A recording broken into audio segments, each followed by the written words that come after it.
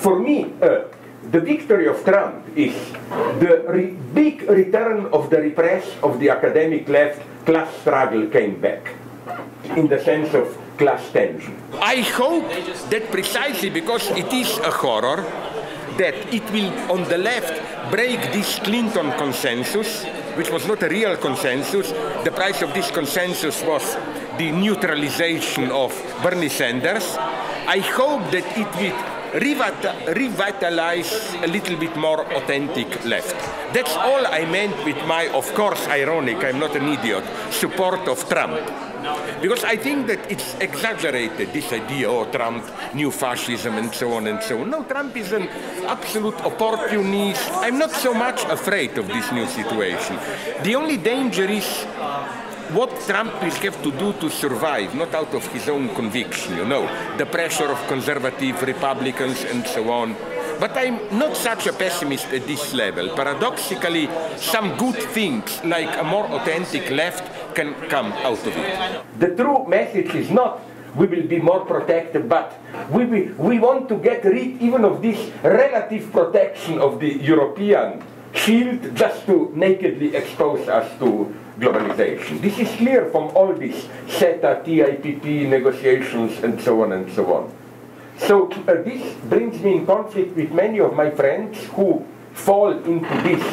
The only solution for the left is a stronger nation state and so on and so on. I think this is suicidal. After the referendum, when 2 days later the Syriza government capitulated, I think this was a genuine tragedy. You cannot say that simply they betrayed the people's will. I think it's a genuine tragic situation. What can you do? The lesson is that, again, the only lesson shared with Brexit is that we have big problems which you cannot resolve at the level of nation state. It's a very tragic situation. So I think that only some more internationalized left can save us. And that's why I also, while I don't agree with this type of capitulation of Syriza government, I also disagree with the left platform idea which would have done Grexit and so on. No, this would simply throw Greece out of European community, much more poverty and so on. I think that, although I don't know if it was realistic or not, that Varoufakis' idea to stay within Euro and to cause havoc there was the truly subversive one, which is why, you remember, he had to step down even before the referendum.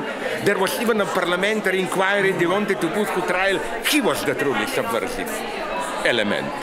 This idea of not to go out.